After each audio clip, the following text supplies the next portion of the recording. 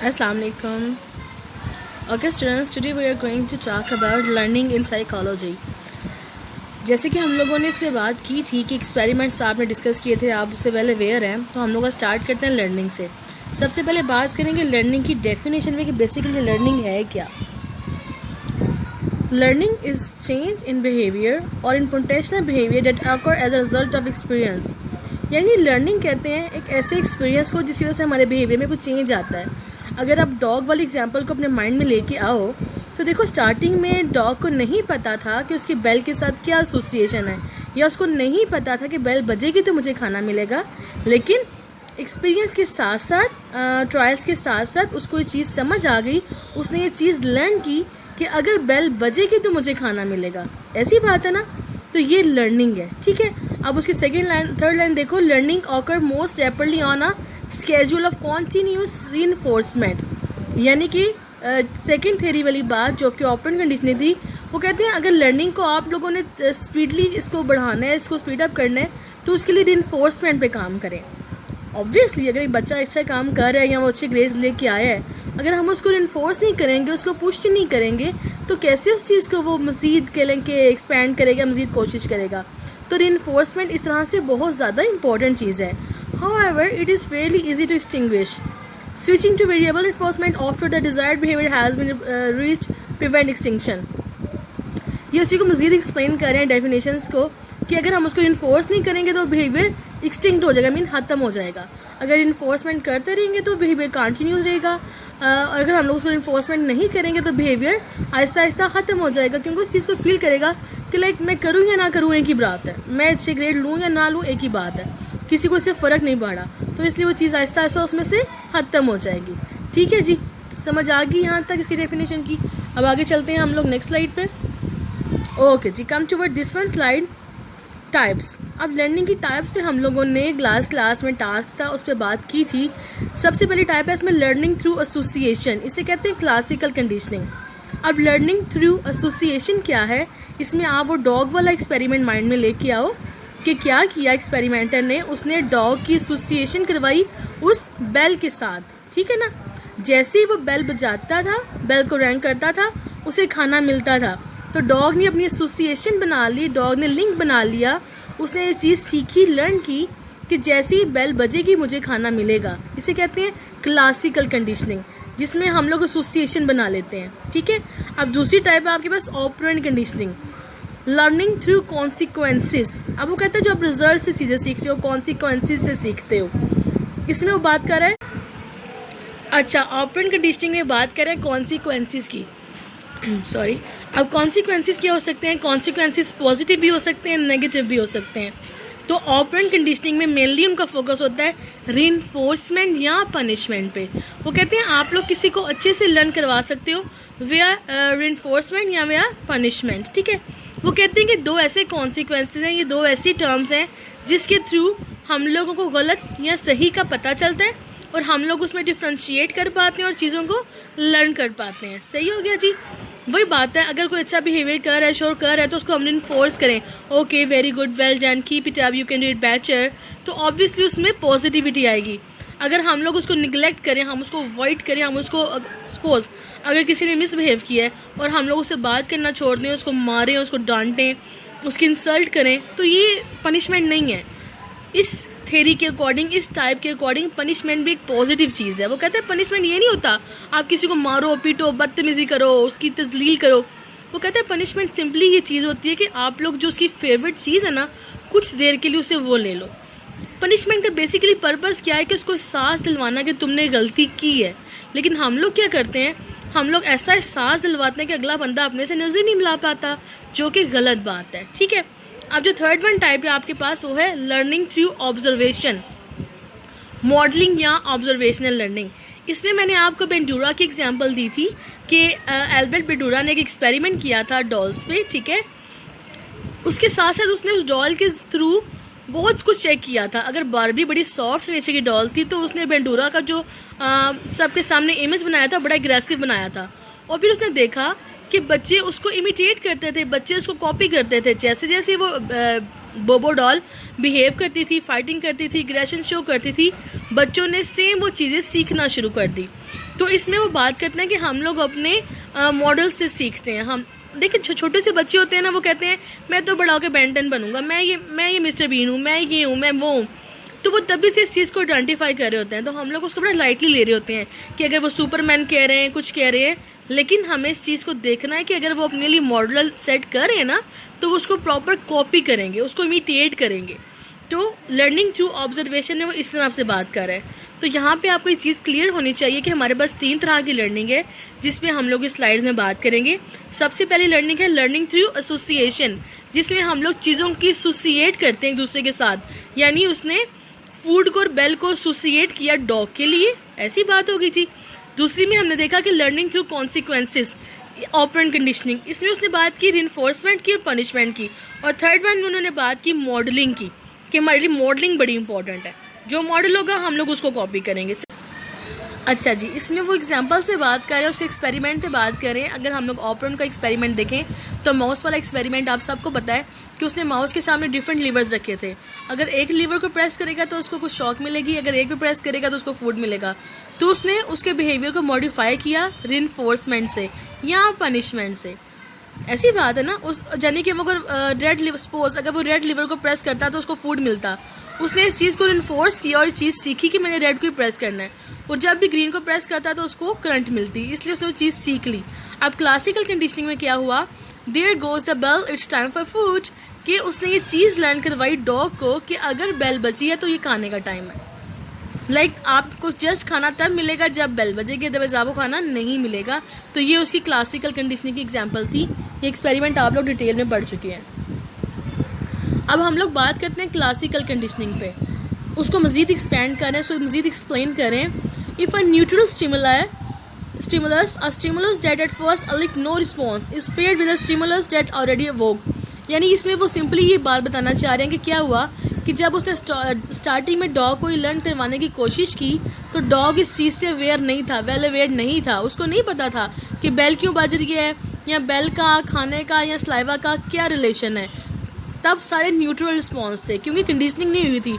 आहिस्ता आहिस्ता उसने क्या किया, उनकी कंडीशनिंग डेवलप करवाई, डॉग की कंडीशनिंग डेवलप करवाई उसने बेल के साथ। तो वो फिर बाद में न्यूट्रल से कंडीशनल स्टिमुलस में चेंज हो गया। वो यही बात करना चाह रहे हैं कि आहिस्ता आहिस्ता वो रिफ्लेक्सेस जनरेट हुए, और फिर उसने क्या किया, eventually the new stimulus will itself अवोक a similar response. फिर उसने इस चीज़ को सोचा कि अगर स्टिमुलस ये है तो उसका रिस्पॉन्स भी ये होगा। लाइक अगर स्टिमुलस उसको बेल दी जा रही है तो उसका रिस्पॉन्स क्या होगा, उसने अपना स्लाइवा जनरेट करना है। ठीक है, ये चीज़ उसको बार बार एक्सपेरिमेंट से सिखाई गई, एक्सपीरियंस करने से उसने इस चीज़ सीखी। लर्निंग कभी भी फर्स्ट अटैम्प्ट में नहीं होती है, हमें बारहा ये ट्राई करना पड़ता है, तब हम लोग इसी चीज़ को लर्न कर पाते हैं। ऐसे ही डॉग के साथ भी हुआ कि उसने डॉग को बार बार ये चीज़ सिखाई और फिर उसने कंडीशनिंग डेवलप करवाई स्टिमुलस की और रिस्पॉन्स की। ठीक है, अब ये नेक्स्ट स्लाइड पर अगर आप आ जाएँ तो इसमें ये वही एग्जाम्पल को बता रहे हैं कि पहले नो कंडीशनिंग, कि पहले डॉग को नहीं पता था कि फूड का क्या लिंक है या स्लाइवा का क्या लिंक है। फिर दूसरे में क्या हुआ, इस वाले में देखो, इसमें क्या हुआ कि उसने क्या किया, उसको बताया कि बेल का भी एक कॉन्सेप्ट है। फिर तब उसने बेल बजा के उसको दिखाई, और फिर नीचे में उसने उसको क्लासिकल कंडीशनिंग, उसने कंडीशनिंग की और उसको बताया कि ये बॉन का और ये बेल का लिंक है, जब ये दोनों इकट्ठे आएंगे तो तुम्हें खाना मिलेगा। और फिर आफ्टर क्या हुआ कि डॉग ने वो अपनी कंडीशनिंग कर ली, अपनी एसोसिएशन कर ली। उसने कहा कि कंडीशनल रिस्पॉन्स मेरे लिए बेल है, कंडीशनल स्टिमुलस, और कंडीशनल रिस्पॉन्स क्या है, उसका स्लाइवा जनरेट होना।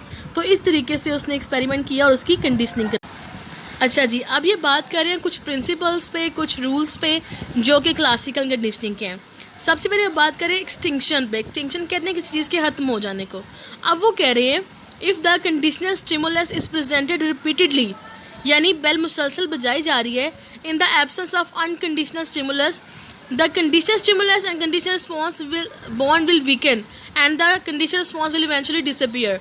इसका मतलब ये है कि वो कहते हैं उसने कंडीशनिंग की हुई है, उसको पता है कि बेल बजेगी तो खाना मिलेगा। अगर हम क्या करेंगे, हम जस्ट बेल बजाएंगे और उसको खाना नहीं देंगे तो आहिस्ता आहिस्ता उसका वो बिहेवियर ख़त्म हो जाएगा, आहिस्ता आहिस्ता उसका वो कंडीशनल रिस्पॉन्स ख़त्म हो जाएगा, क्योंकि उसने ये चीज़ सीखी ना कि बेल बजेगी तो खाना मिलेगा। अब जब 3-4 बार उसका ये हो रहा है कि बेल बजाई जा रही है, उसे खाना नहीं मिल रहा, तो क्या होगा, उसका वो रिस्पॉन्स, उसका जो कंडीशनल रिस्पॉन्स था वो डिसअपीयर हो जाएगा, वो एक्सटिंक्ट हो जाएगा, वो ख़त्म हो जाएगा। समझ आ गई बात की। अब दूसरे पॉइंट पे वो बात करें स्टिमुलस जनरलाइजेशन। अब वो कह रहे हैं कि once conditioning has occurred the subject में respond not only to condition respond. अब वो कहते हैं कि जब उसने एक बेल के साथ अपनी एसोसिएशन बना ली डॉग ने, तो अगर उससे मिलती जुलती हम कोई भी बेल बजाएंगे तो वो उसको जनरलाइज कर लेगा, स्टिमुलस जनरलाइजेशन हो जाएगी, उसको लगेगा कि हाँ हो सकता है ये मुझे खाने का टाइम है। समझ आई बात की कि उसने उसकी कंडीशनिंग तो एक बेल के साथ करवाई थी ना, लेकिन उसे मिलती जुलती सपोज अगर हाउस बेल बज गई है या फ़ोन की बेल बज रही है तो मे बी वो उसको जनरलाइज कर ले और डॉग ये सोचने लग जाए कि हाँ मुझे खाना मिलने वाला है और वो अपना रिस्पॉन्स दे दे। तो यही बात वो कर रहे हैं कि हो सकता है कि डॉग स्टिमुलस को जनरलाइज कर ले, क्योंकि बेल को वो जनरलाइज कर ले कि हो सकता है मुझे किसी भी बेल पे खाना मिल जाएगा। थर्ड वन पॉइंट आपके पास स्टिमुलस डिस्क्रिमिनेशन। अब स्टिमुलस डिस्क्रिमिनेशन पे वो बात करें opposite to the stimulus generalization, वो कहते हैं कि उससे अपोजिट है। S D is the ability, stimulus discrimination is the ability to detect differences among stimuli. अब वो कहते हैं उसमें उसने जनरलाइज कर लिया था, लेकिन स्टिमुलस डिस्क्रिमिनेशन में वो इस चीज़ को डिस्क्रिमिनेट करेगा, उसको इस चीज़ से वेल अवेयर होगा कि कौन सी बेल पे मुझे खाना मिलना और कौन सी बेल पे मुझे खाना नहीं मिलना। ठीक है, ये स्टिमुलस डिस्क्रिमिनेशन है। ये इसके 3 प्रिंसिपल्स हैं, होप सो आपको समझ आ गई है। उसके बाद हम लोग बात करेंगे ऑपरेंट कंडीशनिंग पे कि ऑपरेंट कंडीशनिंग क्या होती है। ऑपरेंट कंडीशनिंग कहते हैं अब हम लोग क्लासिकल ख़त्म हो गया, अब ऑपरेंट पे बात करें तो the organism operate on its environment in some way the behaviour in which it's engaged और instrumental to achieving some outcomes, कि हम लोग जिसमें आउटकम को अचीव करने के लिए कोई भी काम करते हैं। ठीक है, यानी हम लोग सिंपली ऑपरेंट में हम क्या करते हैं, बिहेवियर को मॉडिफाई करते हैं। अब चाहे वो हम लोग इन्फोर्समेंट से करें या चाहे पनिशमेंट पे करें, वो हमारी मर्जी है, लेकिन ऑपरेंट का मेन काम क्या है, बिहेवियर की मॉडिफिकेशन। इस चीज़ को ज़हन में रखिएगा। क्लासिकल का काम था एसोसिएशन, इसका काम है मॉडिफिकेशन। अच्छा, ये ऑपरेंट कंडीशनिंग की एग्जांपल जो आप लोगों को पता है लीवर वाली है, वो क्या कह रहे हैं, वो कह रहे हैं specific consequences are associated with the voluntary behaviour. अब ये कुछ कॉन्सिक्वेंसेज, वही बात है पनिशमेंट और रिवॉर्ड की बात कर रहे हैं। अब वो कहते हैं reward introduce to increase behaviour. अब रिवॉर्ड क्या करता है, वो हमारे बिहेवियर को इंक्रीज करता है, मोटिवेट करता है, पुश ऑन करता है। Punishment introduce to decrease the behaviour. Punishment से हम लोग उस बिहेवियर को सीखते हैं हमें ऐसा नहीं करना। जैसे मैंने बताया कि रिवॉर्ड में उसने सीखा कि अगर मैंने इस लीवर को प्रेस करना है तो मुझे खाना मिलेगा, उसने उस चीज़ को बढ़ाया, इंक्रीज़ किया। अब जब दूसरी साइड पे उसने सीखा कि इस लीवर को मैंने पुश करना है तो मुझे खाना नहीं मिलना, तो उसने इस चीज़ को इंड्यूस कर दिया, इस चीज़ को डिक्रीज़ कर दिया, उसने इस चीज़ को लर्न कर लिया कि अब मुझे खाना नहीं मिलेगा। इस तरीके से उसने लर्निंग की, वो चीज़ को सीख गया। ये कॉन्सेप्ट है ऑपरेंट कंडीशनिंग का। ठीक हो गया, कि जिसमें हम लोग उसको कॉन्सिक्वेंसेस से सिखा रहे हैं कि तुम कॉन्सिक्वेंसेस से चीज़ सीखो। नेक्स्ट स्लाइड पे चलते हैं, लॉ ऑफ इफेक्ट। अब वो कहते हैं इसमें इसके इफेक्ट बड़े इंपॉर्टेंट है। If a response is followed by a pleasant और सेटिस्फाइड कॉन्सिक्वेंसेस। अब वो कहते हैं अगर तो बड़ा उसके अगर रिस्पॉन्स बड़ा प्लेजेंट है, उसके कॉन्सिक्वेंसेस सेटिस्फाई हैं, तो उसका बिहेवियर स्ट्रेंथन होता है, उसका रिस्पॉन्स स्ट्रेंथन होता है। If a response is followed by N unpleasant negative behaviour it will be weekend, तो खत्म हो जाएगा। ऑब्वियसली अगर वो अच्छा काम कर रहे हैं, हम लोग उसको मोटिवेट कर रहे हैं, इन्फोर्स कर रहे हैं, तो उसका बिहेवियर स्ट्रॉन्ग हो रहा है, वो चीज़ों को सीख रहे हैं। अगर हम लोग उसको मोटिवेट नहीं कर रहे हैं, उसने पनिशमेंट, ज़री बात है उसने गलत काम किया, उसको हम पनिशमेंट दे रहे हैं, तो उससे उसका बिहेवियर वीकन हो जाएगा, उसका बिहेवियर ख़त्म हो जाएगा, जो कि नेगेटिव चीज़ों को बना रहे हैं। ठीक है, इसमें उसकी लॉ ऑफ इफेक्ट की बात करेंगे, इफेक्ट किस तरह से कर रहे हैं। अगर हम लोग इस स्लाइड पे फोकस करें तो हम लोग इस स्लाइड में बात करेंगे difference between classical conditioning and operant conditioning. बहुत इंपॉर्टेंट क्वेश्चन है, इसको फोकस कीजिएगा। अब क्लासिकल कंडीशनिंग में क्या होता है और ऑपरेंट में क्या होता है, इन दोनों के डिफरेंस की बात करते हैं। पहले बात करती हूँ क्लासिकल कंडीशनिंग पे। वो कह रहे हैं कि इन्वॉल्व इन आइवन पेवलोव, वो बात कर रहे हैं एक्सपेरिमेंटल की, क्लासिकल को आइवन पेवलोव ने इंट्रोड्यूस करवाया था और ऑपरेंट को BF स्किनर ने करवाया था। अब सेकंड पॉइंट है based on involuntary reflexive behaviour, mean कि डॉग जानबूझ के सलाइवा जनरेट नहीं करता, उसकी एसोसिएशन हो जाती है उस बेल के साथ। जैसे ही बेल बजती है उसके मुंह से सलाइवा जनरेट होता है, यानी वो जानबूझ के वो रिफ्लेक्सिव बिहेवियर शो नहीं कर रहा, इसे कहते हैं इनवॉलंटरी बिहेवियर। अगर हम लोग दूसरी साइड पे देखें ऑपरेंट में, तो वो कह रहे हैं इन्वॉल्व वॉलंटरी बिहेवियर, मीन कि कि रेड को पता है कि मैंने अब इस लीवर को प्रेस करना है तो मुझे खाना मिलेगा, तो वो वॉलंटरी बिहेवियर है, वो जान पूछ के उस लीवर को प्रेस कर रहा है क्योंकि वो जानता है कि मुझे इसको प्रेस करने पे खाना मिलेगा।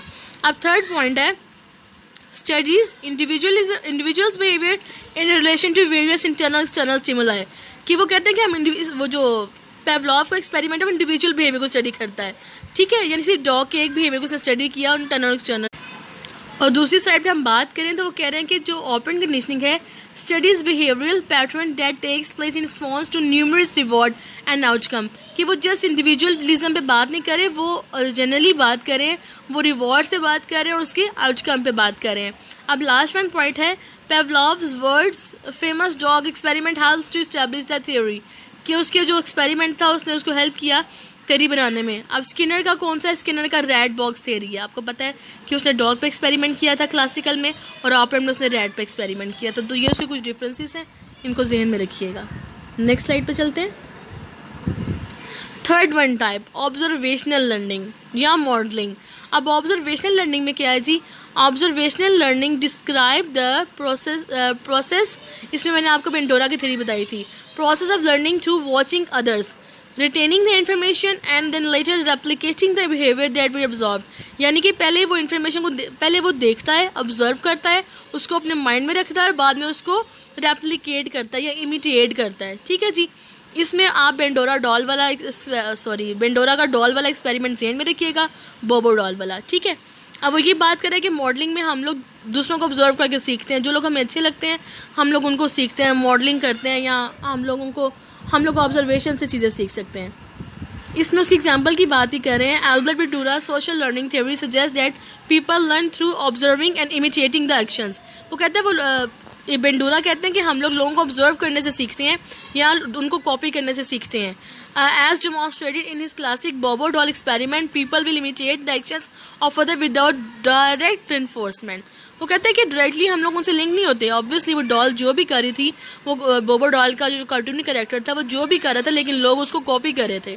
अब डायरेक्टली तो उससे लिंक नहीं थे, लेकिन उनको इन्फोर्समेंट भी नहीं मिल रही थी, लेकिन वो उसको कॉपी कर रहे थे क्योंकि उनको बोबो डॉल अपील कर रही थी।